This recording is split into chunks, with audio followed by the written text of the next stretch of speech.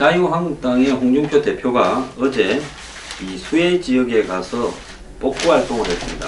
그 시간에 나머지 사당 대표는 청와대에서 문재인 대통령을 만났습니다. 오후에 100대 국정과제를 발표하고 또 추경인이 정부조직법 통과시켜 달라 했는데 오늘 아침에 정부조직법은 통과가 되었습니다.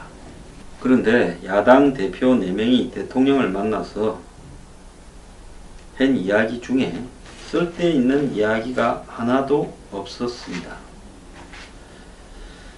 유일하게 좀 따끔한 이야기는 추미애 더불어민주당 대표가 막무가내 임종석 비서실장의 국민의당 박주선 비대위원장에 대한 대리사과 당하기 전에 대통령도 여당 대표와 소통해달라, 이 말을 대통령을 만나는 공개석상에서 했습니다. 자, 여당의 대표와도 소통이 되지 않으면서 야당의 대표와 소통이 되겠습니까?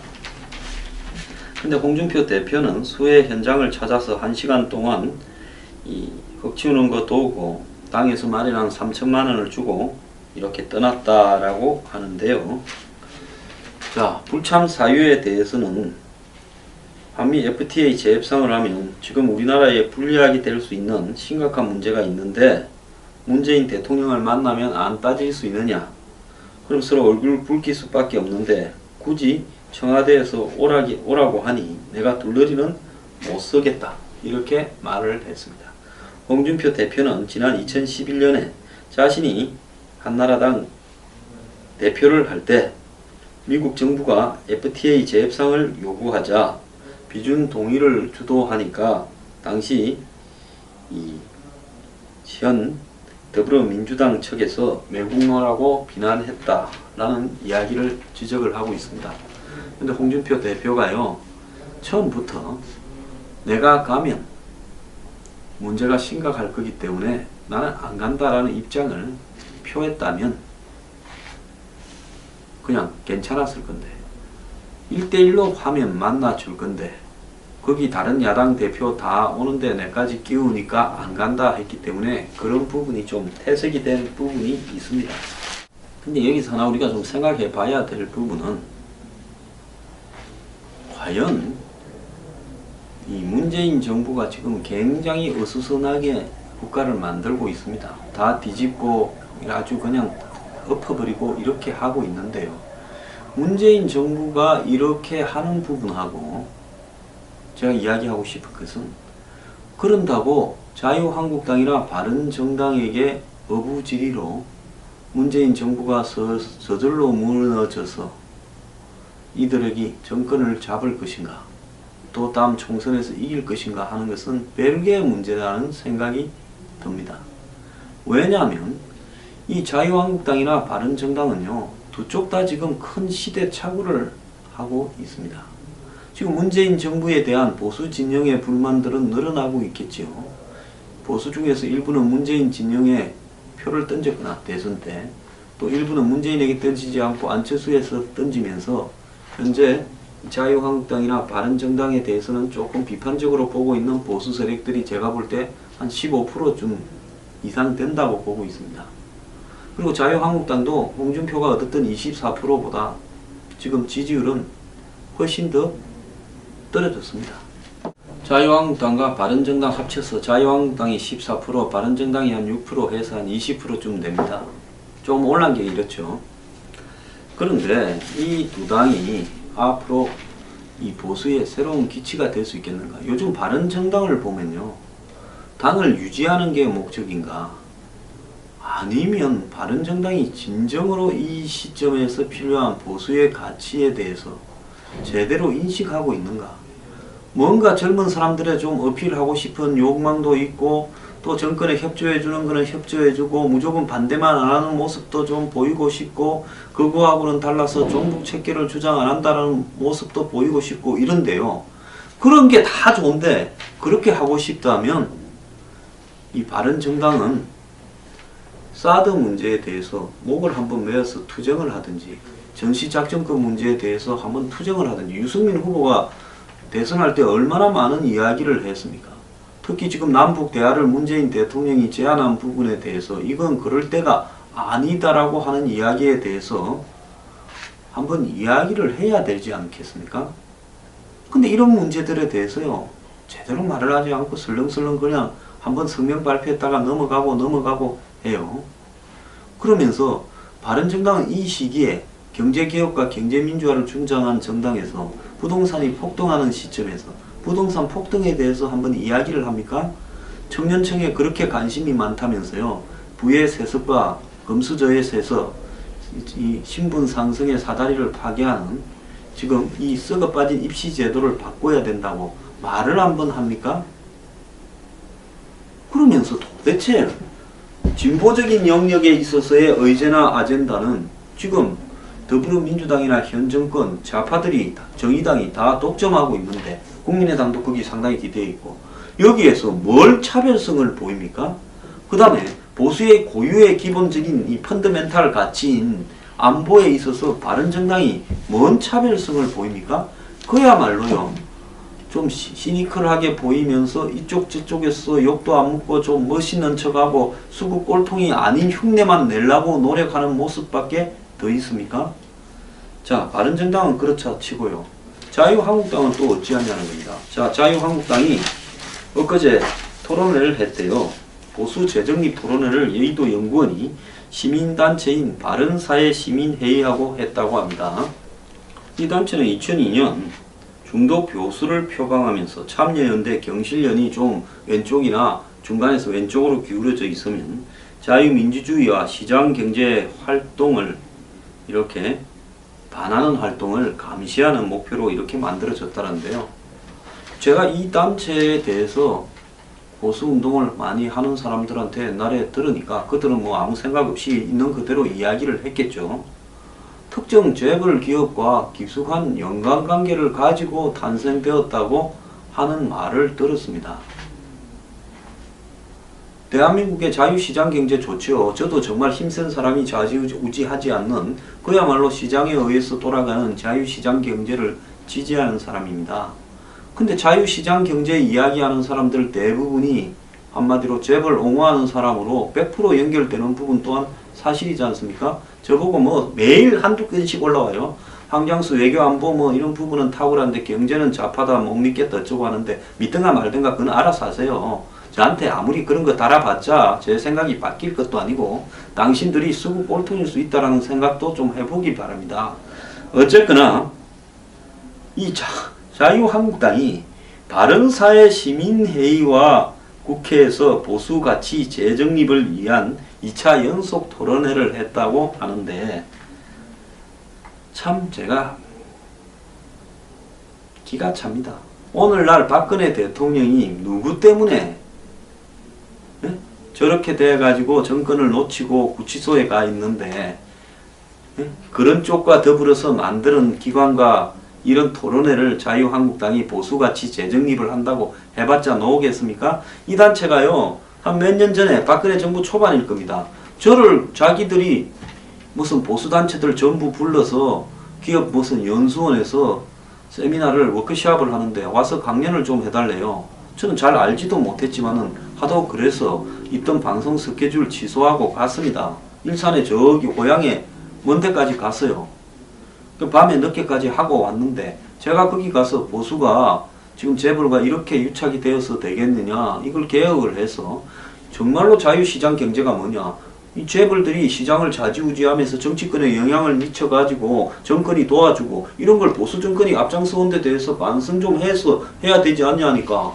아니 거기 참석을 했다라는 무슨 교수니 지식인이라는 사람들이 멀리 불러서 토론하러 왔으면 듣기 싫으면 그냥 좀 듣고 이야기를 하든지 말하고 있는데 손을 들어서 공격을 하고 아주 저를 뭐 그냥 작사를 내듯이 달라들라 그럽디다.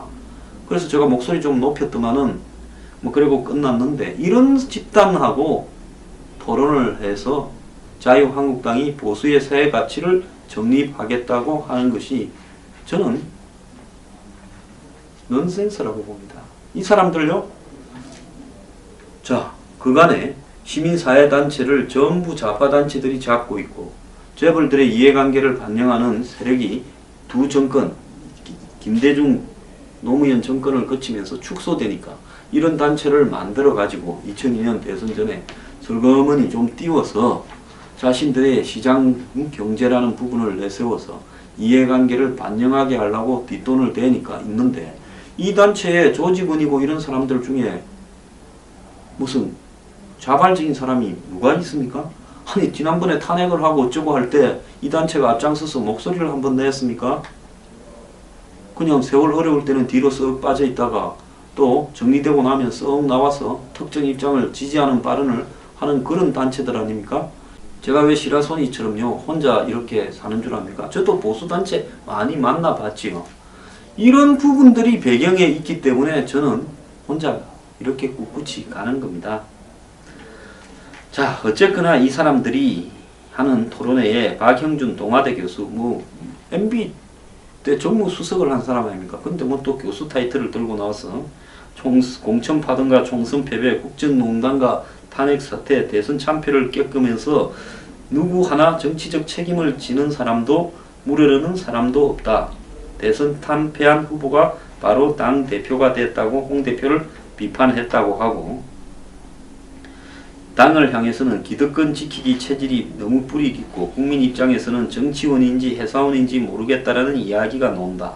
거구, 영남, 60, 70 세대 정당, 이런 프레임에 갇혀있다. 이런 정당이 좌파 정권의 실정에 의한 반사 이익만 기대하며 미래가 있겠느냐 이랬고, 양승함 연세대 명예교수는 탄핵을 부인하거나 좌파 색깔론 음모론을 주장한다면 헌법적 제도를 부정함으로써 사회적 불안정을 정포시키는 결과를 초래할 뿐이다 라면서 보수의 우경화 내지 거부와 비판을 면하지 못하게 될 거다라고 이야기를 했습니다. 자, 대기업들이 봤을 때도 보수가 어느 정도는 합리적이어야 자기들이 이런 보수 세력이 다시 집권하도록 하는데 유리할 건데 한쪽으로 기울어 가니까 걱정이 좀 됐던 모양입니다. 나성민 한양대 특훈 교수, 이분도 자유한국당 전신인 새누리당에서 국회의원 2번 했죠. 또 교수로 돌아가서 그냥 교수인 것처럼 하고 이야기를 합니다. 젊은 세대들은 승리감에 도취되어 있으나 그들이 좌파 정치 세력에 이용당하고 있다는 것을 모른다.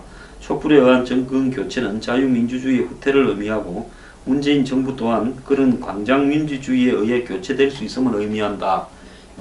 이렇게 말을 했다고 합니다.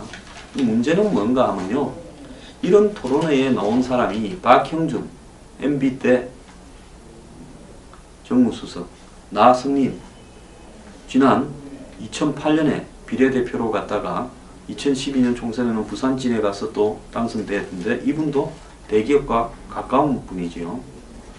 자, 이런 사람들을 불러가지고 토론회를 하면서 보수의 새로운 가치를 정립하겠다고 하면 가치가 정립되겠습니까?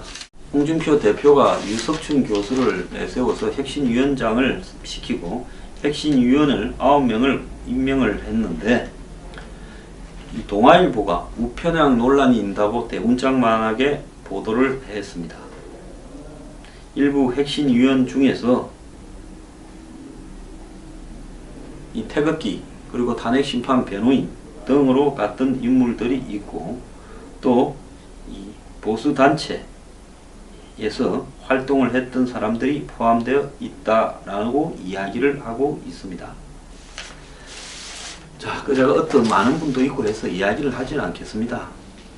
근데 이런 사람들이 자유한국당에 혁신을 시켜줄 만한 위치에 있지 못하고 자유한국당의 의원들보다도 더 오른쪽으로 가 있다고 봅니다. 저는 무조건 왼쪽으로 가는 것이 혁신이라고도 생각하지 않습니다만은, 문제는 지금 세상의 흐름, 일자리 문제, 양극화 문제가 심각하다는 걸, 제가 양극화 이야기하면 저보고 좌파 빨갱이라고 이야기하는 사람이 있는데요. 그런 사람은 제 방송 진짜 보지 마십시오. 저도 불쾌하고요. 당신도 제 방송 봐서 도움될 게 없습니다. 지금 일자리 문제와 양극화가 대세고 이 부분을 해결하지 못하면 보수는 집권하기가 어려울 수 있다. 그리고 이 양극화의 부분에서 한국의 대기업이 지금까지의 긍정적인 역할을 해온 측면도 있지만 매우 나쁘게 기여하고 있다는 것도 국민들 대다수가 알고 있는 문제다. 보수가 재벌을 옹호하고 끼고 가면서 모르겠습니다. 거기서 돈이 나오니까 그런지 모르겠지만 언제까지 갈 수 있을 건가? 저는 못 간다 봅니다. 종북 척결 안보 이걸 갖고 아무리 맞는 이야기를 해도 이 이야기만 하고 기득권 옹호만 하면 거부가 됩니다. 거부의 가치가 뭔 줄 압니까? 매사를 종북 척결에 연결시키는 사람. 그런데도 정말로 종북이 척결되는 게 아니라 번성하는데 목을 안 던지는 사람. 입으로만 종북 척결이죠. 두 번째는요. 수구 기득권. 수구 기득권이라면 우리 사회에 한마디로 좌파 수구도 있고 우파 수구도 있습니다. 지금 좌파가 집권해서 삼성 편을 들었으면 그것도 좌파 수구 기득권입니다. 자, 보수가 또 그런 재벌들 기득권 편을 든다면 이들도 한마디로 수구입니다. 그래서 좌우의 수구가 저는 다 있다고 봅니다. 저는 문재인 정권도 수구에서 벗어나지 못하고 있다고 확신을 합니다. 통신료 인하 안 한 거 보면 답이 딱 나오죠. 그런데 이 보수에 한마디로 저는 좀 알지 않습니까? 다 만나보고 다 들어봤지 않습니까? 대다수가 수구 기득권을 옹호합니다. 국회의원들도 다수가 이들을 옹호합니다. 재벌만 수구 기득이 합니다. 저는 재벌을 다 나쁘다고 보지 않습니다. 대한민국 재벌들이 다 똑같은 것도 아니에요. 거의 하나의 재벌이 대한민국을 움직입니다. 그리고 그들을 국가로 생각하는 사람들이 많습니다. 이런 상황 속에서요. 보수가 전혀 못 벗어나고 있고요. 지금 자유한국당이 점점 더 퇴행적으로 되고 있습니다.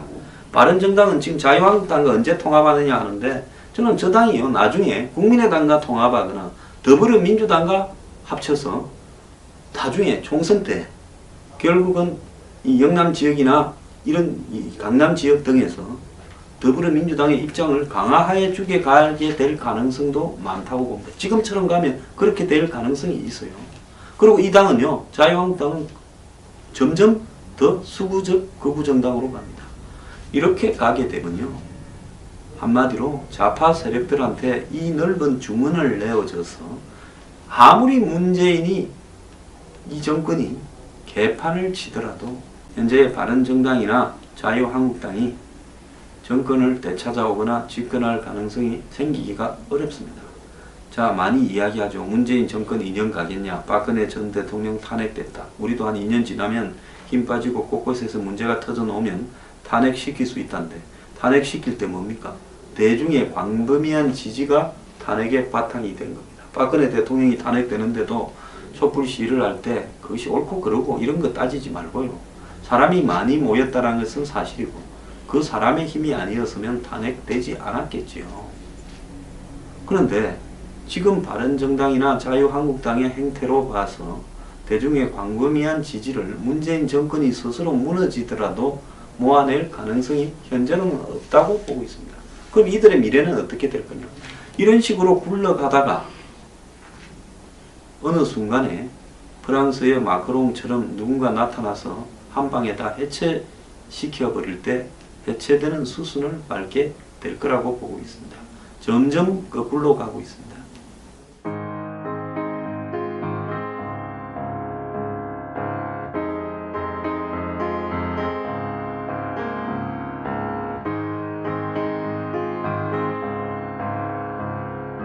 되지 않으면서 야당의 대표와 소통이 되겠습니까?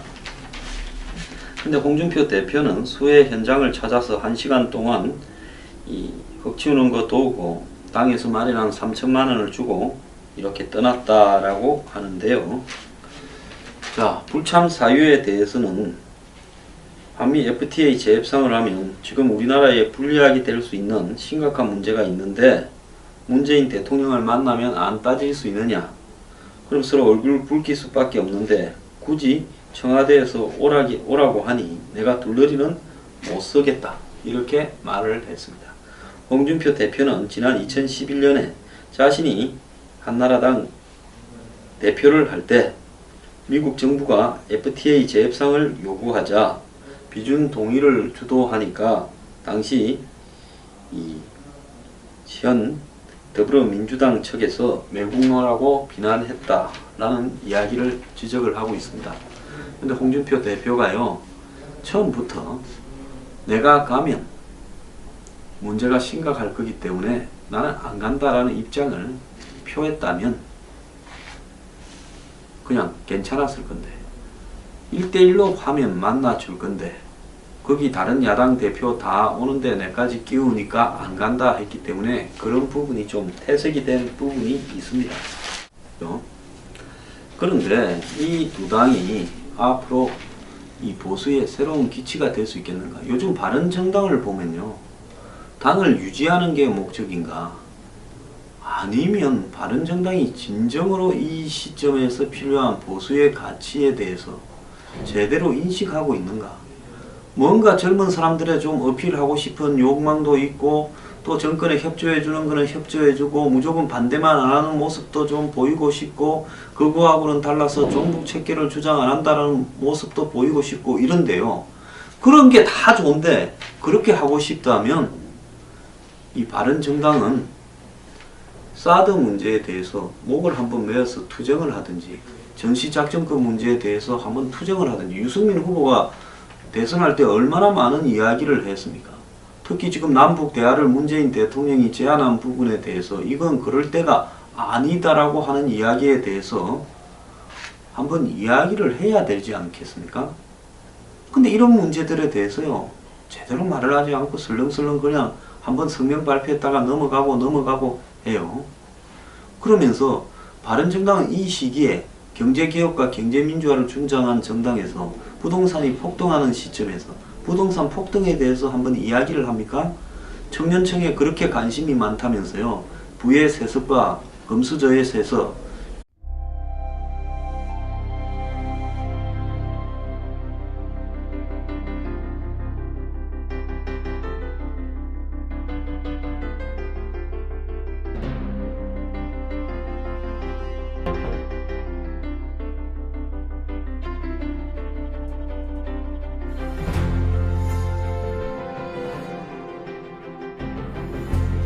자유한국당의 홍준표 대표가 어제 이 수해 지역에 가서 복구 활동을 했습니다. 그 시간에 나머지 4당 대표는 청와대에서 문재인 대통령을 만났습니다. 오후에 100대 국정과제를 발표하고 또 추경인이 정부조직법 통과시켜 달라 했는데 오늘 아침에 정부조직법은 통과가 됐습니다. 그런데 야당 대표 4명이 대통령을 만나서 한 이야기 중에 쓸데있는 이야기가 하나도 없었습니다. 유일하게 좀 따끔한 이야기는 추미애 더불어민주당 대표가 막무가내 임종석 비서실장의 국민의당 박주선 비대위원장에 대한 대리사과 당하기 전에 대통령도 여당 대표와 소통해달라, 이 말을 대통령을 만나는 공개석상에서 했습니다. 자, 여당의 대표와도 소통이 이 신분 상승의 사다리를 파괴하는 지금 이 썩어 빠진 입시 제도를 바꿔야 된다고 말을 한번 합니까? 그러면서 도대체 진보적인 영역에 있어서의 의제나 아젠다는 지금 더불어민주당이나 현 정권 좌파들이 정의당이 다 독점하고 있는데 국민의당도 거기 상당히 기대해 있고 여기에서 뭘 차별성을 보입니까? 그 다음에 보수의 고유의 기본적인 이 펀더멘탈 가치인 안보에 있어서 바른정당이 뭔 차별성을 보입니까? 그야말로요, 좀 시니컬하게 보이면서 이쪽 저쪽에서 욕도 안 묻고 좀 멋있는 척하고 수국 꼴통이 아닌 흉내만 내려고 노력하는 모습밖에 더 있습니까? 자, 바른정당은 그렇자 치고요, 자유한국당은 또 어찌하냐는 겁니다. 자, 자유한국당이 엊그제 토론회를 했대요. 보수 재정립 토론회를 여의도 연구원이 시민단체인 바른사회 시민회의하고 했다고 합니다. 이 단체는 2002년 중도 교수를 표방하면서 참여연대 경실련이 좀 왼쪽이나 중간에서 왼쪽으로 기울어져 있으면 자유민주주의와 시장경제 활동을 이렇게 반하는 활동을 감시하는 목표로 이렇게 만들어졌다는데요. 제가 이 단체에 대해서 보수운동을 많이 하는 사람들한테 옛날에 들으니까 그들은 뭐 아무 생각, 근데 여기서 하나 우리가 좀 생각해 봐야 될 부분은 과연 이 문재인 정부가 지금 굉장히 어수선하게 국가를 만들고 있습니다. 다 뒤집고 아주 그냥 엎어버리고 이렇게 하고 있는데요. 문재인 정부가 이렇게 하는 부분하고 제가 이야기하고 싶은 것은, 그런다고 자유한국당이나 바른정당에게 어부지리로 문재인 정부가 저절로 무너져서 이들에게 정권을 잡을 것인가, 또 다음 총선에서 이길 것인가 하는 것은 별개의 문제라는 생각이 듭니다. 왜냐하면 이 자유한국당이나 바른정당은요, 두 쪽 다 지금 큰 시대착오를 하고 있습니다. 지금 문재인 정부에 대한 보수 진영의 불만들은 늘어나고 있겠지요. 보수 중에서 일부는 문재인 진영에 표를 던졌거나 대선 때, 또 일부는 문재인에게 던지지 않고 안철수에서 던지면서 현재 자유한국당이나 바른정당에 대해서는 조금 비판적으로 보고 있는 보수 세력들이 제가 볼 때 한 15%좀 이상 된다고 보고 있습니다. 그리고 자유한국당도 홍준표가 얻었던 24%보다 지금 지지율은 훨씬 더 떨어졌습니다. 자유한국당과 바른정당 합쳐서 자유한국당이 14%, 바른정당이 한 6% 해서 한 20%쯤 됩니다. 좀 올라간 게 이렇죠.